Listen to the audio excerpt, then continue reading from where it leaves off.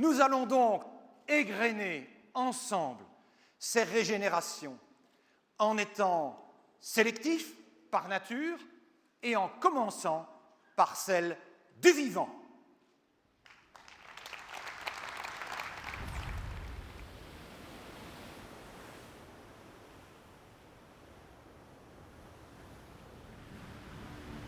La régénération du vivant.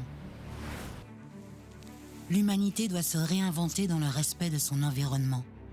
L'être humain prend autant soin de la nature que de lui-même. Le soutien à la santé, à son personnel, est une priorité inaliénable. Le manque de médecins et de soignants est inacceptable. L'investissement dans les énergies renouvelables est une urgence. La protection de la biodiversité aussi. Nous sommes tous les jardiniers de la Terre. Toutes les générations sont liées. Les enfants sont notre avenir et les seniors sont notre trésor. L'harmonie du vivant est une nécessité.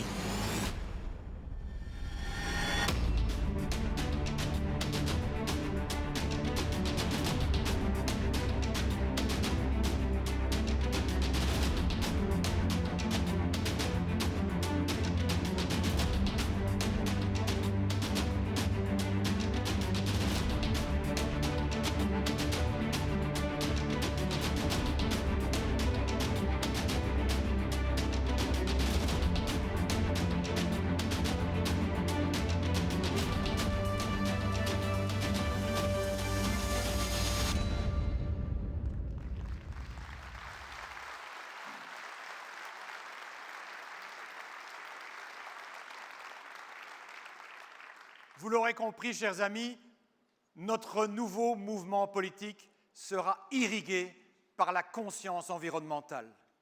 Nous n'avons qu'une seule planète. Qui la malmène, malmène aussi l'existence humaine.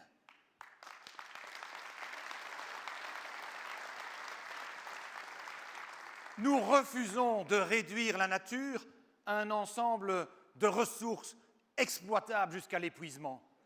Nous voulons que notre génération soit celle qui a rendu possible le meilleur et non celle du déni. Certaines régions du globe seront davantage encore touchées par les pénuries alimentaires, l'épuisement des réserves d'eau, la disparition de la biodiversité, de fortes canicules, des orages, des inondations et l'exode de millions de personnes. Une benne de déchets plastiques est déversée chaque minute dans l'océan. À ce rythme, il y aura plus de déchets plastiques que de poissons dans la mer en 2050. Soyons donc conscients que ces catastrophes concernent non seulement les générations futures, mais aussi les générations présentes. Il nous reste donc peu de temps pour passer à la vitesse supérieure. Le chrono est enclenché, nous devons mener une véritable course contre la montre. Nous voulons agir vigoureusement pour que la Belgique soit au plus vite une nation qui soit sortie de toute dépendance au gaz, au mazout ou au charbon. L'absence de vision claire et robuste des gouvernements en matière énergétique fragilise terriblement notre indépendance énergétique, notre compétitivité, notre pouvoir d'achat par des prix, on le constate, qui sont devenus immaîtrisables. Les citoyens n'en peuvent plus de faire les frais à la pompe ou dans leur citerne à mazout des errances des gouvernements. Alors, concrètement, que proposons-nous? D'abord, un bouquet d'actions immédiates, agissant sur tous les leviers disponibles. Réduction drastique des accises, baisse de la TVA, élargissement des bénéficiaires du tarif social pour intégrer plus largement aussi la classe moyenne, octroi d'une prime de 300 € augmentée de 100 € par enfant à charge, parce qu'il y a urgence. Ensuite, à moyen terme, une approche innovante destinée à accompagner socialement la transition énergétique grâce à l'octroi d'un dividende carbone à chacun. Nous souhaitons travailler au développement des énergies renouvelables. Mais soyons lucides. Remplacer l'énergie fossile uniquement par de l'éolien et du photovoltaïque, ce n'est pas réaliste. A fortiori quand on sait que la demande électrique va littéralement exploser dans les années à venir, ne fût-ce que par l'électrification accélérée du parc automobile. Le soutien à la recherche sera donc essentiel, notamment dans le domaine du nucléaire, qui peut redevenir une énergie d'avenir et un allié. L'Europe, ne l'oublions pas, est à la pointe de la recherche en la matière. Régénérer le vivant nécessite indiscutablement de privilégier la santé des citoyennes et des citoyens, mais aussi de valoriser ceux qui en prennent soin. Nous pouvons être faibles, nous pouvons tomber malades, nous pouvons vieillir, nous pouvons être porteuses ou porteurs d'un handicap. L'accès aux soins de santé témoigne de notre humanité. Le renforcement de notre système de soins est indispensable pour affirmer et reconnaître notre droit à la vulnérabilité.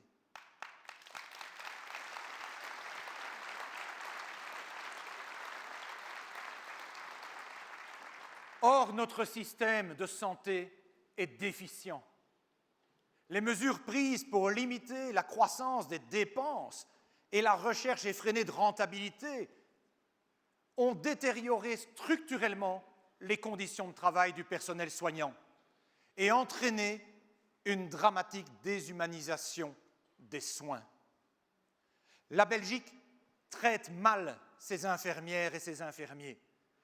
Par rapport à la norme européenne, ils et elles sont en charge de 2 fois plus de patients. C'est tout bonnement insoutenable et un danger pour la qualité prodiguée aux malades.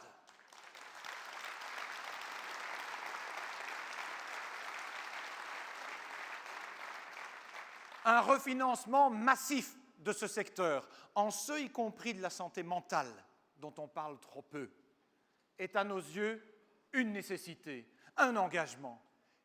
Il s'agira de recruter du personnel supplémentaire, d'offrir un accompagnement adéquat aux patients, d'améliorer les conditions de travail et reconnaître la pénibilité du secteur.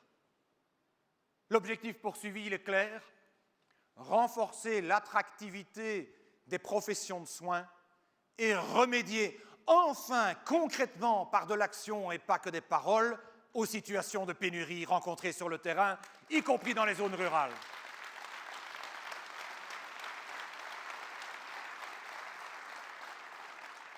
Nous voulons que chacun puisse avoir accès à un médecin.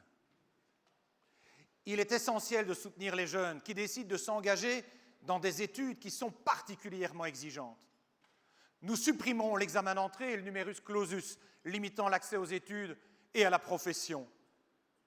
Aujourd'hui, c'est devenu tout simplement une aberration. Et nous voulons également que notre politique de santé se fonde prioritairement sur la prévention. Ça aussi, une thématique de santé dont on parle trop peu. Et la prévention, elle commence par une alimentation de qualité, accessible à tous. Nous voulons passer progressivement à une agriculture sans pesticides et respectueuse de la conservation des sols. Mais cette transition, elle sera réalisée par étapes, mais de manière volontariste. Mais il s'agit surtout de réformer avec les agriculteurs et pas contre les agriculteurs.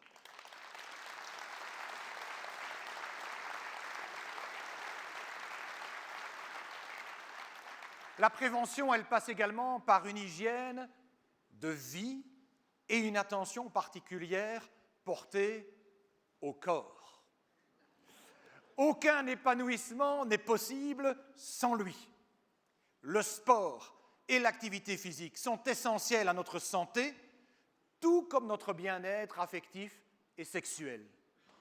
Nous voulons que dès l'école, ces dimensions soient davantage prises en compte en y abordant notamment les questions de genre et de sexisme.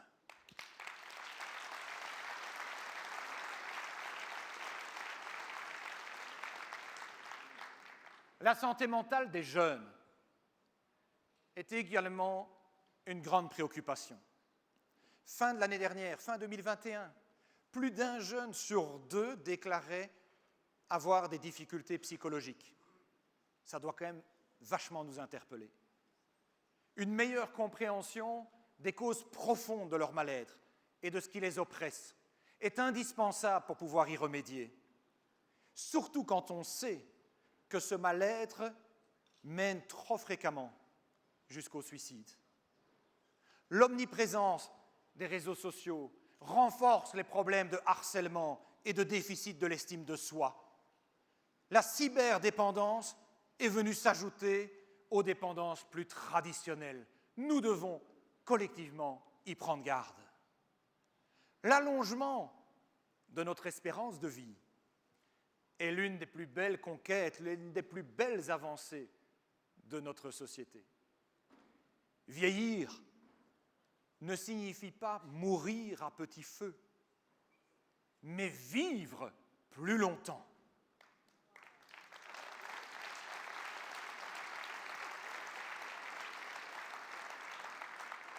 Nous voulons valoriser l'apport de nos aînés et leur expertise.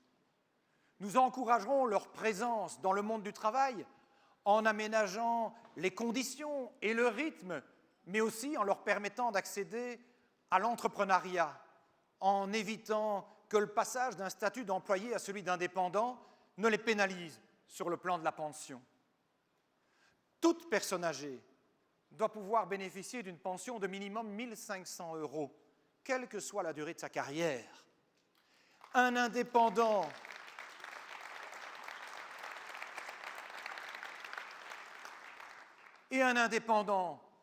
ne recevra plus avec nous une pension inférieure à celle d'un chômeur de longue durée. Ce n'est plus acceptable. Et nous veillerons aussi à accorder la priorité aux pensionnés les plus fragiles, notamment aux femmes, dont la pension moyenne est largement inférieure à celle des hommes en raison de l'absence de reconnaissance de leur implication dans la gestion familiale.